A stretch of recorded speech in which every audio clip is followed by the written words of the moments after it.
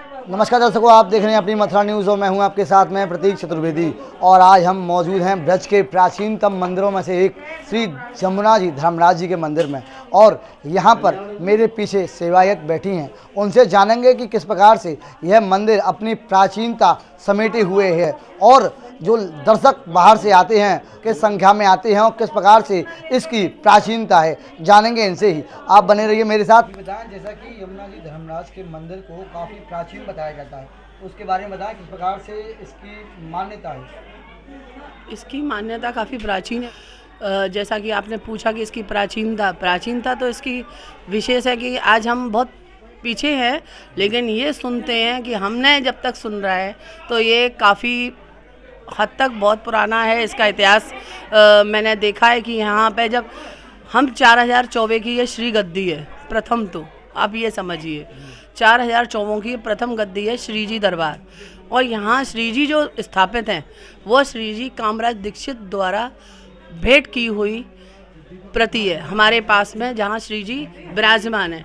जो यहाँ के विद्वान जो हमारे पूर्वज रहे हैं उन्होंने बाकायदा काशी शास्त्रार्थ और यहाँ की शास्त्रार्थ करने के बाद में कामराज दीक्षित से, जो कि वो महाविद्या मैदान में जब महाविद्या मंदिर पे आए थे, उनसे जिनका जीर्णोद्धार मतलब शरीर हो रहा था और उन्हें वो अपनी भक्ति देनी थी, तो उन्होंने ये देखा कि इसमें से कौन ऐसा है जो श्री जी को हासिल कर सकता है, उसमें कितनी विद्वत्ता है और कितना वो उसके लिए समर्पण भाव दे सकता है। उसमें से इस दरबार के श्री जी दरबार के जो पूर्वज थे उन्होंने आसाराम बताते हैं, मतलब मेरे इस समय साहब नहीं हैं, वो बताते थे कि जैसे वो थे उस समय उनसे शास्त्रार्थ और उनको उस पद्धति के विषय में बताने पर वह उनसे काफ़ी हद तक प्रसन्न हुए और उन्होंने वो सेवा हमारे पूर्वजों को कामराज दीक्षित द्वारा मिली।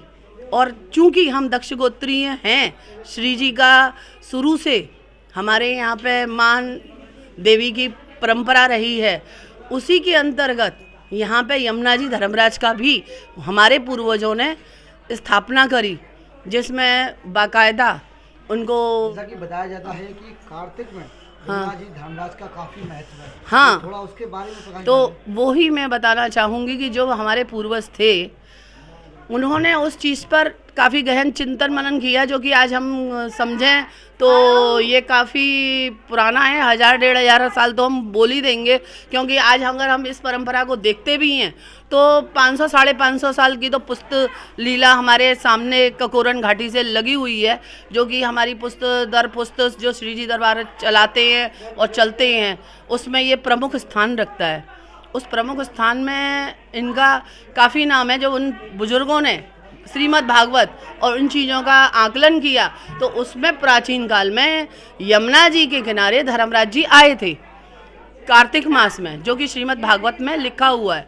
और भागवत के अनुसार यमुना जी ने धर्मराज जी से वरदान लिया है कि जो कार्तिक मास के भाई दूज शुक्ल पक्ष के दोष को जो भाई बहन स्नान करें वो यमफंदा से उरण हुए।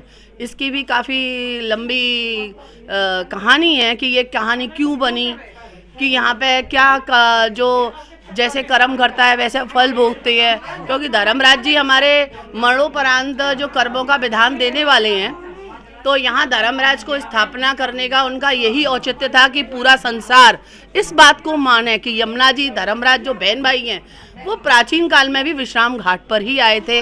और यमुना जी की भी ये तीर्थ स्थल क्या तप स्थल ही रही है कि उन्होंने तप किया है। और यमुना जी पे से जब कृष्ण जी हुए हैं तो उस समय भाद्रपद में बाढ़ आई थी और उन्हें पैर चरण छुए हैं और वे नीचे शांत हो गई हैं और कृष्ण मान चले गए हैं, तो वो उनके कालांतर में उनकी पटरानी भी बनी है।